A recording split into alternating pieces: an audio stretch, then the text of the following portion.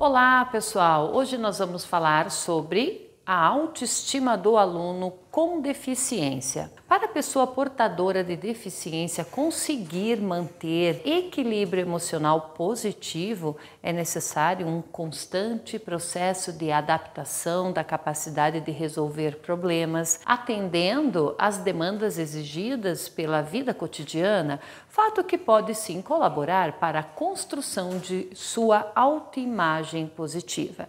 Esse processo ele é super importante para evitar que a pessoa se sinta ansiosa, com medo ou qualquer outro sentimento ruim e assim não prejudicar a forma como ela se vê. E tem mais, pessoal, a integração social de quem tem uma deficiência também depende de melhorias na estrutura do nosso dia a dia, como ter mais acessibilidade, mais transportes adaptados, atendimentos que considerem as necessidades individuais, entre outras coisas. Há algumas atitudes que geralmente podem ser observadas aí com pessoas, que apresentam deficiência no processo de adequação ao contexto vivido. Existe a compensação ilimitada, ou seja, querer compensar a deficiência se dedicando excessivamente a atividades que não foram afetadas pela deficiência,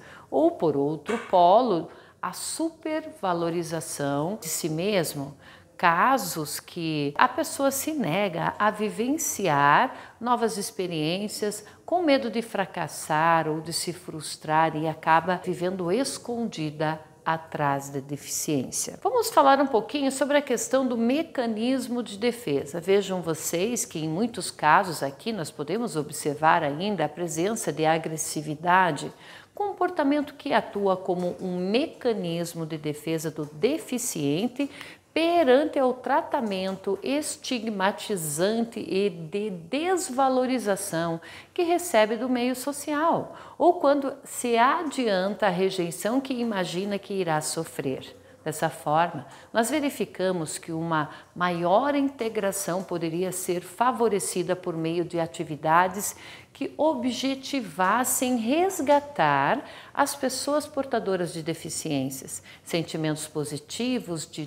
dignidade e autoestima. Assim, um exemplo disto é a prática de atividade física, que pode se construir num momento privilegiado de estimulação e percepção das potencialidades do ser humano portador aí de deficiência, servindo como estímulo para integrar os aspectos constitucionais da autoimagem. Desse modo, então, a prática ela não precisa valorizar os aspectos técnicos, mas sim servir como meio ali de estimulação da autoimagem do indivíduo, proporcionando o reconhecimento social por meio das mudanças de comportamento, que são, na verdade, gerados pela experiência de conseguir superar dificuldades e, desse modo, poder estimular atitudes de inclusão da pessoa portadora de deficiência. O portador de deficiência, ele parece obter benefícios em suas capacidades funcionais, certo?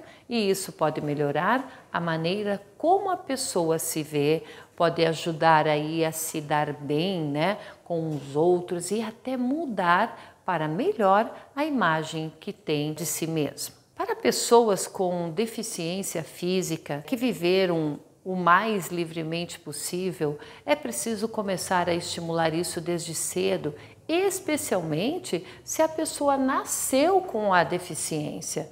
Pessoal, todo mundo que cuida e aí que convive com a pessoa precisa entender isso. Então, essa força tem que começar em casa, tem que continuar lá na escola e tem que ser apoiada pela sociedade no geral.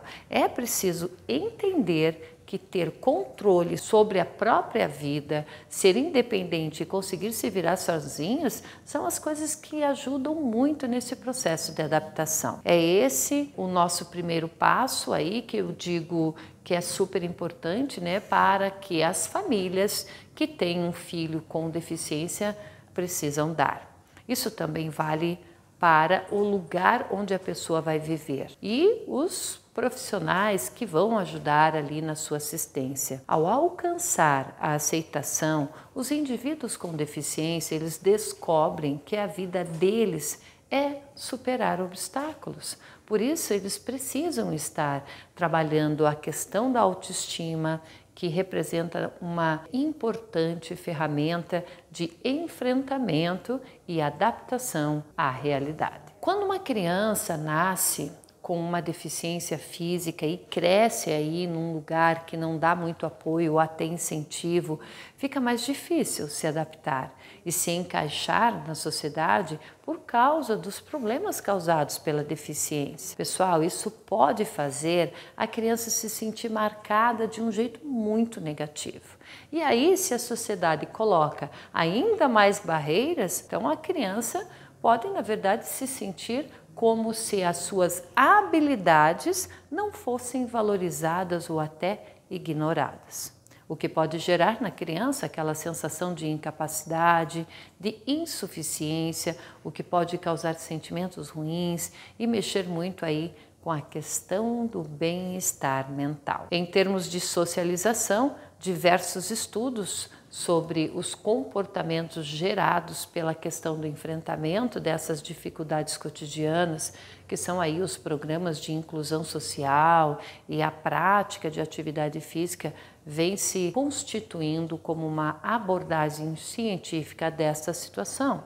Então, as pesquisas, elas indicam sim que mudanças de atitudes provenientes dos próprios portadores de deficiência nos tipos de manifestação social, artística e esportiva, como meio de vivenciar sensações de bem-estar em geral, elas contribuem para a diminuição da ansiedade e da depressão, melhorando o autoconceito, a questão da autoimagem, a autoestima e, claro, pessoal, a confiança. Gostaram da nossa aula? Então nos siga nas mídias sociais para ficar por dentro de todas aquelas novidades que estão chegando.